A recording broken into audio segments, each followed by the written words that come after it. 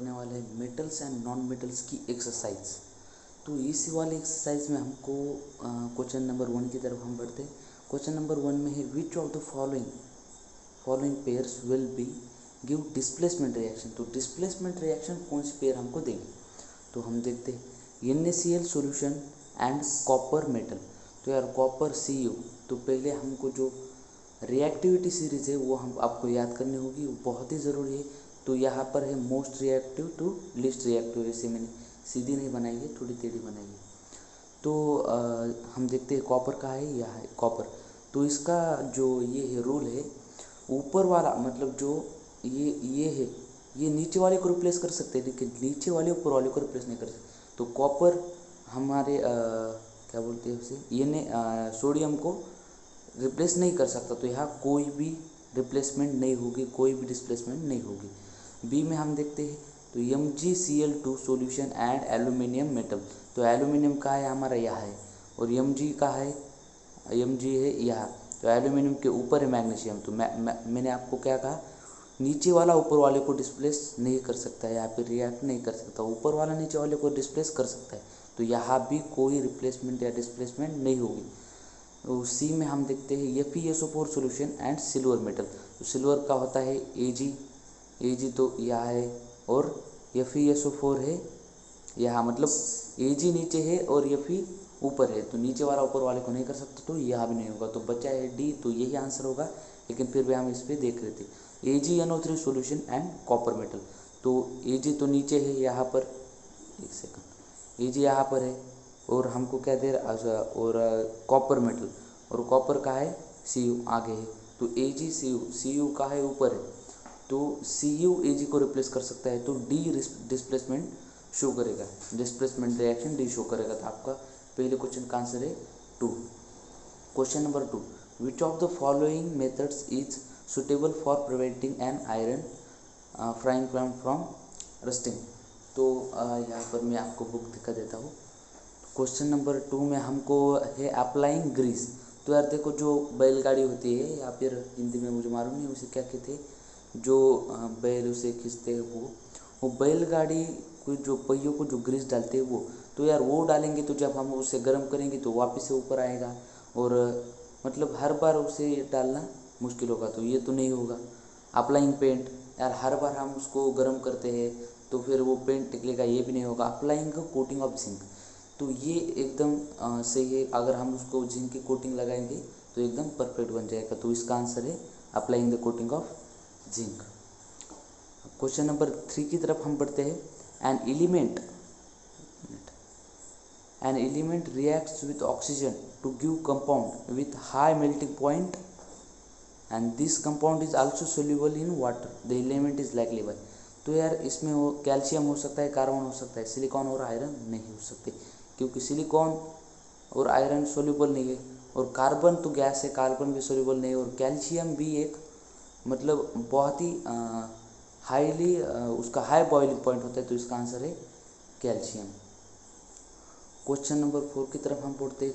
Question number 4 में हम देखा है food cans are coated with a tin and not with a zinc. तो यार सीधी सी बात है, जिंक जो है कम रिएक्टिव होता है, मतलब एक मिनट,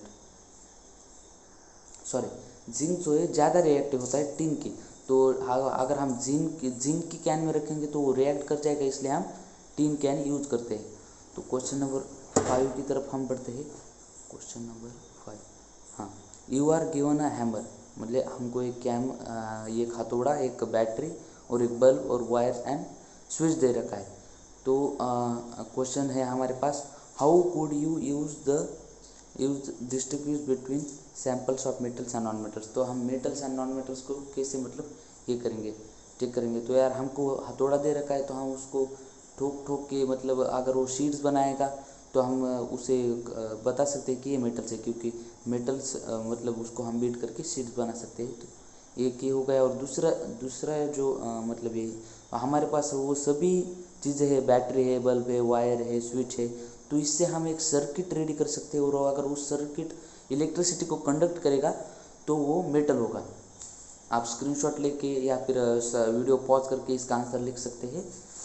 यार होमवर्क के नोटबुक में चाहे छोटा लिख लो, लेकिन एग्ज़ाम में पूरा लिख के आना। दूसरा क्वेश्चन है हमको, assess the usefulness of this states distribute between the metal. यार मतलब हमने जो ये यूज लिखा है इसका, हैमर को ठोक के या फिर सर्किट बना के, इसका हमने ऐसे क्यों टेस्ट किया, क्योंकि हमको इस पर कोई केमिकल रिएक्शन करने की ज़रूरत नहीं है, मतलब जल्दी हो जाता है, इसलिए हमने मतलब ये इसका यूजफुलनेस है। Because in this test there is no chemical reaction are involve in this test.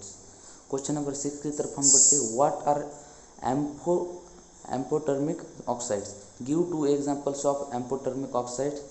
अब एम्फोटर्मिक ऑक्साइड्स ऐसे ऑक्साइड्स होते हैं जो कि मतलब ऐसे बिहेव होते हैं कि वो एसिडिक एंड बेसिक, मतलब behave as both acidic and basic oxides are called amphoteric oxide. और एग्जाम्पल के तौर पर आप ले सकते हैं aluminium oxide, zinc oxide, ZnOAl2O3, ये दो उसके एग्जाम्पल है।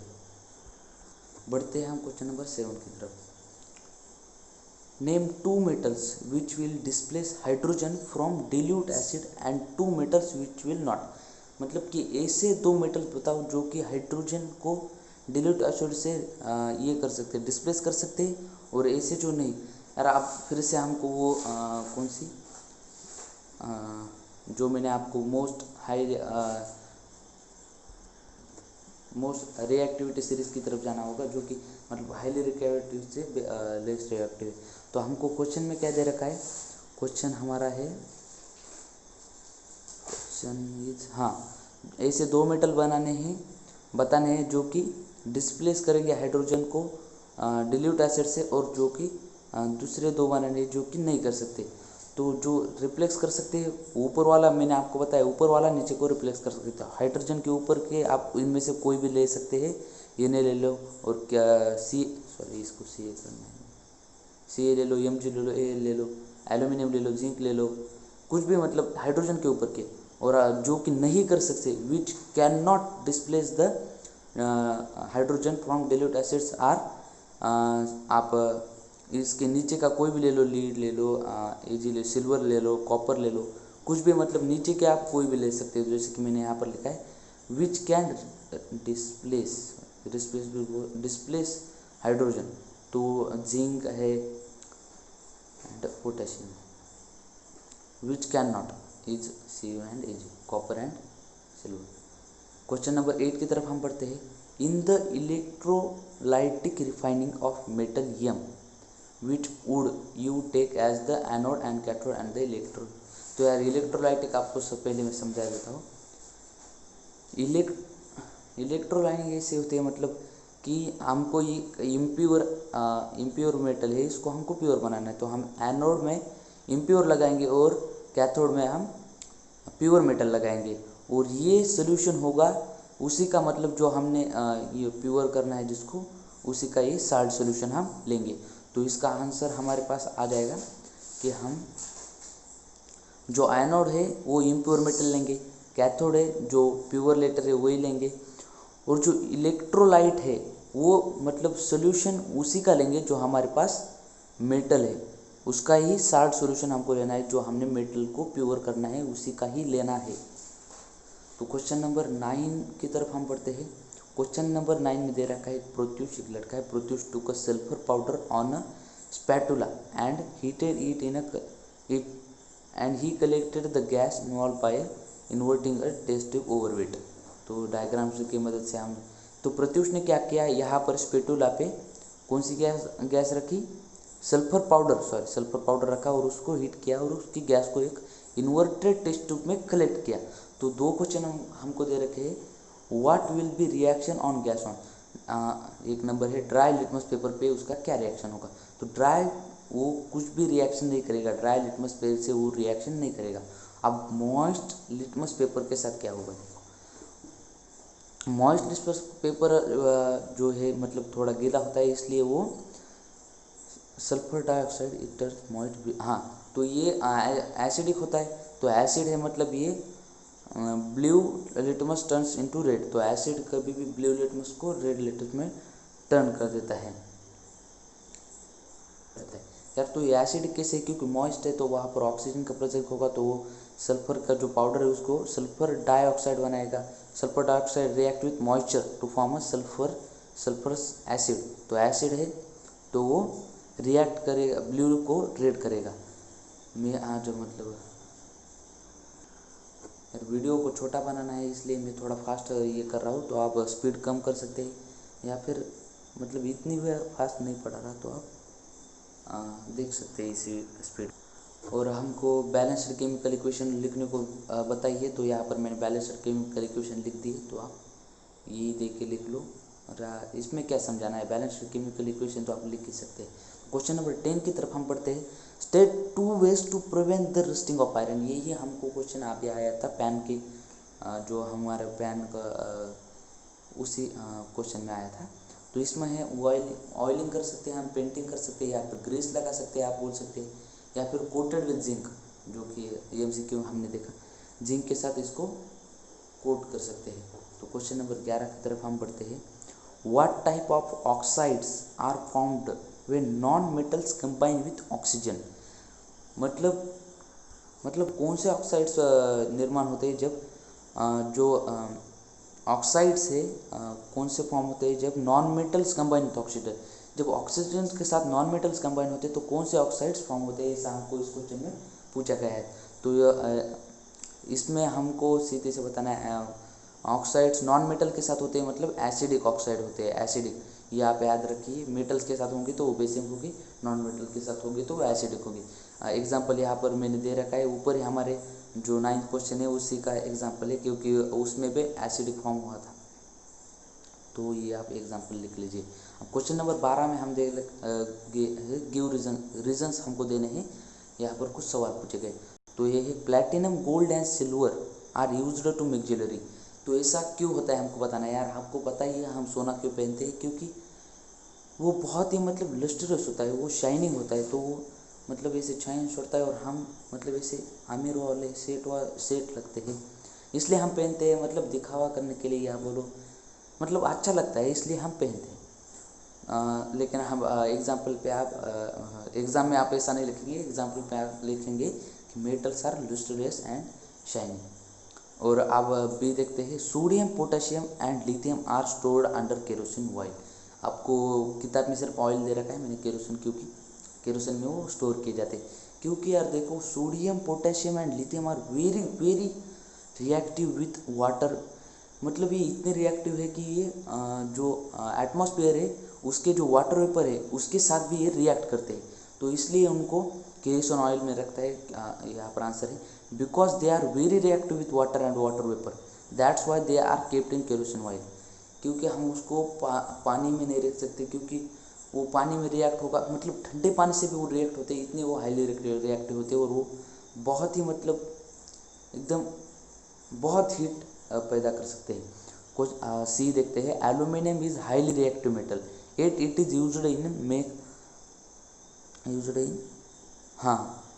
Utilises for cooking. मतलब एल्यूमिनियम बहुत ही रिएक्टिव मेटल है, फिर भी हम इसको कुकिंग में क्यों इस्तेमाल करते हैं। तो पहली बात तो मैं आपको बता दूं, एल्यूमिनियम एक कोरोजन प्रूफ या फिर कोरोजन वो सह सकता है, मतलब वो कोरोज नहीं होता है, इसलिए एक तो ये बेनिफिट है उसका। और रही बात वो रिएक्टिव है उसकी, तो एल्यूमिनियम रिएक्ट्स विथ ऑक्सीजन और वो ऑक्सीजन के साथ रिएक्ट करता है और make a layer of aluminium oxide.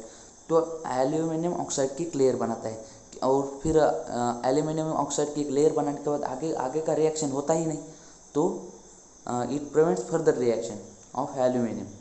And दूसरी बात मतलब वो एक हीट का बहुत ही अच्छा कंडक्टर है, तो खाना पकाने में बहुत ही उससे हम मतलब हीट अच्छी ये करता है, इसलिए बहुत फ़ायदा होता है, गैस बचता है। और ये ऐसा ही है जैसे हम आग लगने पर उस पर ये डालते हैं, फायर एक्सटिंग्विशर से यूज़ करते हैं और वो फ्यूल और जो आग है उसके बीच का कांटेक्ट तोड़ देता है और फिर आगे आग लगती ही नहीं। बस वैसे ही एल्यूमिनियम और ऑक्साइड का, एल्यूमिनियम के लिए जो एल्यूमिनियम ऑक्साइड की जो लेयर है वो मतलब आगे का रिएक्शन होने ही देती। देखो मतलब अब यहाँ एल्यूमिनियम और यहाँ ऑक्सीजन है, तो ये लेयर उन दोनों के बीच में बन जाती है, तो ये दोनों मिल नहीं पाते, ऐसी बात है। तो क्वेश्चन नंबर तो हम डी की तरफ बढ़ते हैं। डी हमको दे रखा है carbonate and sulphide ores are usually converted into oxide during the process of extraction. तो यह प्रोसेस मतलब क्योंकि हम किसी भी ऑक्साइड को बहुत ही आसानी से हम सेपरेट कर सकते हैं किसी भी ओर से। जैसे कि आप देखो हमारे पास कॉपर है, कॉपर ऑक्साइड है और इसमें हमने कोक डाल दिया तो CO हमको मिल जाएगा क्योंकि ये इसके साथ डिस्प्लेस हो जाएगा और CO हमारे पास आ जाएगा। ऐसे ही कॉपर ऑक्साइड हमने CO के साथ रिएक्ट कर दिया तो ये CO2 बन जाएगा और हमारे पास कॉपर आ जाएगा। कॉपर ऑक्साइड हमने H2 के साथ रिएक्ट कर देगा तो H2O बन जाएगा और कॉपर हमको मिल जाएगा। तो इसके ऑक्साइड करके हम बहुत ही आसानी से इसको हम एक सेकंड। तो यार हमारे घर में एक बहुत ही कम से कम 6 फुट लंबा सांप निकल आया था तो उसकी वजह से मैंने वीडियो स्टॉप किया था। तो हम क्वेश्चन नंबर 13 से कंटिन्यू करेंगे। तो you must have seen tarnished copper vessel being cleaned with a lemon or a turmeric juice. Explain why this are substance are effective in cleaning the vessel. तो यार हम इसमें हमको बताया कि आपने देखा होगा कि कॉपर के जो बर्तन होते हैं उसको हम लेमन जूस से मतलब कि नींबू के रस से या फिर जो इमली का पानी होता है उससे ये करते हैं। तो यार सिट्रिक एसिड होता है लेमन और इमली में, तो एसिड और जो हमको दे रखा है कॉपर वेसल, तो copper vessel is metal and मतलब ये बेसिक होता है यूजुअली। तो आपको पता है जैसे कि हमारे कोलगेट जो है बेसिक होते हैं और हम रात भर मतलब जागते हैं तो वो थोड़े मतलब हमारे मुंह में एसिड होता है इसलिए हम ब्रश करते हैं और वो रिएक्ट होके हमारे दांत क्लीन होते हैं। वैसा ही कुछ इधर होता है जो कि लेयर बनती है इसकी कार्बोनेट कॉपर कार्बोनेट की, वो बेसिक होती है नेचर में। और जो लाइम होता है नींबू का पानी होता है वो नेचर में एसिडिक होता है। तो वो जो मिलते हैं तो वो मतलब डिज़ोल्व कर देता है, जो एसिड है वो बेस को ख़त्म कर देता है। और इसलिए हम कभी किसी भी कॉपर के बर्तन को एसिडिक या फिर आपको लेमन के पानी से या फिर इससे धोते हैं। हमारे पेट में भी ऐसा होता है, कभी कभी हमको एसिडिटी हो जाती है तो हम इनो लेते हैं। इनो जो है बेसिक होती है तो वो हमारे पेट में जाके एसिड और बेस मतलब मिक्स हो जाता है और मतलब वो दोनों रिएक्ट होके ख़त्म हो जाते हैं। तो कभी भी आगे से ब्रश करते वक्त 5-10 मिनट में ब्रश किया करो, क्योंकि आप अगर फास्ट करोगे तो आपके दांत चमकेंगे लेकिन जो रिएक्शन होता है वो इतना फास्ट नहीं होता है। इसलिए थोड़े मतलब धीरे धीरे करो, घूमते हुए करो, लेकिन 5-10 मिनट ब्रश किया करो। तो क्वेश्चन नंबर 14 की तरफ हम पढ़ते different between metals and non metals. तो यार इसके इतने डिफरेंट है कि इसका एक मैं अलग से कल या परसों वीडियो डाल दूंगा तो वो आप देख लेना। और ये वीडियो देखने के लिए गरीब को सब्सक्राइब कर देना। मजाक कर रहा हूँ, लेकिन प्लीज़ यार मेरे चैनल को सब्सक्राइब कर दो और साथ में बेल आइकन दबा दो, क्योंकि जब मैं ये वीडियो डालूंगा तो आपको पता चल जाएगा। तो क्वेश्चन नंबर 15 की तरफ हम बढ़ते हैं। तो क्वेश्चन नंबर 15 इतना बड़ा है कि मेरी पेन ख़त्म हो जाती और मुझे दूसरी पेन ले जाने के लिए जाना पड़ता है। इसलिए मैंने सोचा क्योंकि हम ना इसे बुक में ही दिखा देते। तो यार एक इंसान होता है, बहुत ही ठग इंसान होता है, जो कि गांव घर घर जाकर बोलता है कि मैं आपकी सोने को चमका दूंगा, एकदम नया बना दूंगा। तो एक औरत होती है जो उसको चूड़ियाँ देती है, वो बोलती है इसको चमका दे, तो वो एक मतलब पानी में डूबे के उसको दे देता है। तो फिर वो हाथ में लेती है, वो चमकता है, उसकी चूड़ियाँ चमकती है, लेकिन वो बहुत हल्की हो जाती है। तो हमको पूछता है कि मतलब वो जो इंसान है उसने कौन सा ऐसा लिक्विड यूज किया उसको भिगोने में। तो इसका आंसर है उसने जो लिक्विड यूज किया है उसका नाम होता है एक्वा रेजिया। तो इसका आंसर है he must have dipped a gold metal in a solution of aqua regia a 3 of 1 mixture of conc HCl and concentration of HNO3। तो aqua is highly concentrative liquid, it dissolves gold in it. तो वो मतलब ऐसा इतना highly कंसंट्रेटिव है कि उसमें वो गोल्ड डिजॉल्व होता है, तो उसको गोल्ड का पानी मिलता है, बाद में उसको गोल्ड में कन्वर्ट कर सकता है। मतलब एक तो पैसे भी लो चमकाने के और वापस से सोना भी लो। तो इसलिए ये हो रहा था क्योंकि जब भी वो डिप कर रहा था तो रिएक्शन हो रहा था और गोल्ड उसमें जा रहा था। तो तो फिर वो उसकी जो नीचे वाली लेयर थी वो शाइन कर रही थी, लेकिन वो साथ में हल्के भी हो रही थी। तो इसका आंसर ये क्वेश्चन नंबर 16 की तरफ हम पढ़ते हैं। ये हमारे लास्ट क्वेश्चन है, और इसी क्वेश्चन के होने के बाद आप मेरे चैनल को सब्सक्राइब कर दो, लाइक कर दो, आँख की तरह फैला दो। तो क्वेश्चन नंबर 16 हम देखते हैं, give a reason why copper is used to make hot water, ये क्या है, टैंक्स, सॉरी ये मैंने टैंक्स एंड नॉन स्टील। तो यार सीधी सी बात है, जो हमारा Fe होता है, आयरन होता है, वो कोल्ड वाटर के साथ रिएक्ट नहीं करता, हीट वाटर के साथ रिएक्ट नहीं करता, लेकिन स्टीम के साथ रिएक्ट करता है। आप तो हीट वाटर हम करेंगे तो उसके साथ स्टीम तो निकलेगी ना भाई, तो स्टीम निकलेगी तो रिएक्ट करेगा, इसलिए हम इसको आयरन इस्तेमाल नहीं करते। लेकिन कॉपर एक ऐसा मेटल है जो कि ना स्टीम के साथ रिएक्ट करता है, ना हॉट वाटर के, ना कोल्ड वाटर के, इसलिए आप अपने घर में भी आयरन का वाटर टैंक मत बनवाइएगा, कॉपर का बनवाइएगा। इसलिए आपको कोई बनाने की ज़रूरत नहीं है, आपको मार्केट में आसानी से मिल जाएगा। तो इसका आंसर है that's is why copper is used to make a hot water tank and hot, क्या है, हॉट स्टील, नॉट स्टील मेरी हैंड राइटिंग थोड़ी ख़राब है तो एडजस्ट कर लेंगे, और मेरे बहुत ही मतलब मिस्टेक होती है वर्ड्स लिखने में, तो उसको भी यार उसके सॉरी। और ये रिएक्शन भी लिख लेना साथ में, 3 आयरन प्लस, मतलब ये बैलेंस्ड इक्वेशन, इसलिए प्लस H2O इज ये मतलब हाइड्रोजन गैस रिलीज करता है। तो अगर आपको वीडियो अच्छे लगे तो सब्सक्राइब कर देंगे।